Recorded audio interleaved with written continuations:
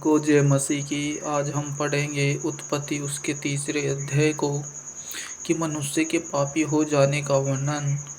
यहोवा परमेश्वर ने जितने बनेले पशु बनाए थे उन सब में सर्प दुष्ट था। उसने स्त्री से कहा, क्या सच है कि परमेश्वर ने कहा तुम इस वाटिका के किसी वृक्ष का फल न खाना? स्त्री ने सर्प से कहा, इस वाटिका के वृक्षों के फल हम खा सकते हैं, पर जो वृक्ष वाटिका के बीच में है उसके फल के विषय में परमेश्वर ने कहा है कि न तो तुम उसको खाना और न उसको छूना, नहीं तो मर जाओगे।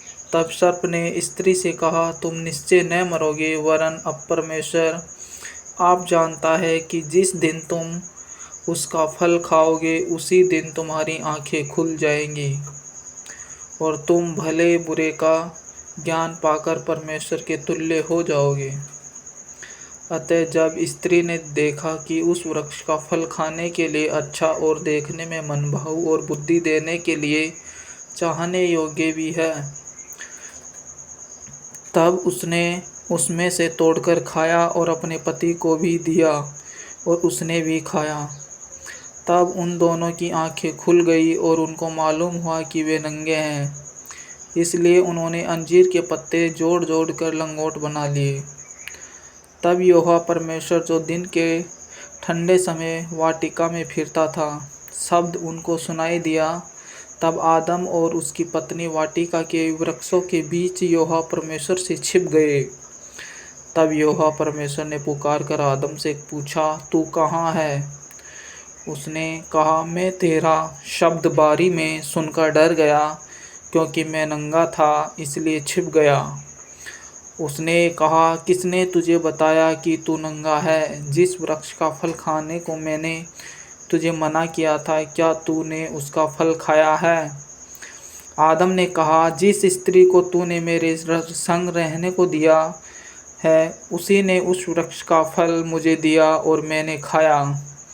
तब यहोवा परमेश्वर ने स्त्री से कहा, तूने यह क्या किया? स्त्री ने कहा, सर्प ने मुझे बहका दिया, तब मैं ये खाया।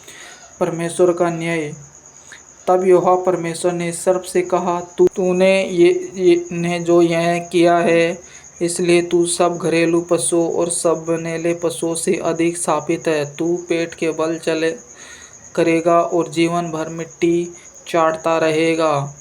और मैं तेरे और इस स्त्री के बीच में और तेरे वंश और इसके वंश के बीच में बैर उत्पन्न करूँगा। वह तेरे सिर को कुचल डालेगा और तू उसकी एड़ी को डसेगा। फिर स्त्री से उसने कहा, मैं तेरी पीड़ा और तेरे गर्भवती होने के दुख को बहुत बढ़ाऊँगा। तू पीड़ित होकर बालक उत्पन्न करेगी और तेरी लालसा तेरे पति की ओर होगी और वह तुझ पर प्रभुता करेगा। और आदम से उसने कहा, तूने जो अपनी पत्नी की बात सुनी और जिस वृक्ष के फल के विषय में मैंने तुझे आज्ञा दी थी, तू उसे न खाना। उसको तूने खाया है, इसलिए भूमि तेरे कारण शापित है। तू उसकी उपज जीवन भर दुख के साथ खाया करेगा और वह तेरे लिए कांटे और उटकारे उगाएगी। और तू खेत की उपज खाएगा और अपने माथे के पसीने की रोटी खाया करेगा और अंत में मिट्टी में मिल जाएगा, क्योंकि तू उसी में से निकाला गया है। तू मिट्टी तो है और मिट्टी ही में मिल जाएगा। आदम ने अपनी पत्नी का नाम हवा रखा, क्योंकि जितने मनुष्य जीवित हैं उन सब की आदिमाता वही हुई। और यहोवा परमेश्वर ने आदम और उसकी पत्नी के लिए चमड़े के अंगरखे बनाकर उनको पहना दिए।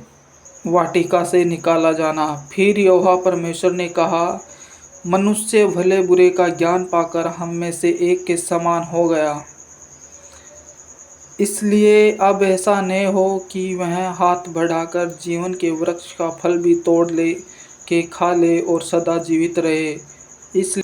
इसलिए यहोवा परमेश्वर ने उसको अदन की वाटिका में से निकाल दिया कि वह उस भूमि पर खेती करे जिसमें से वह बनाया गया था।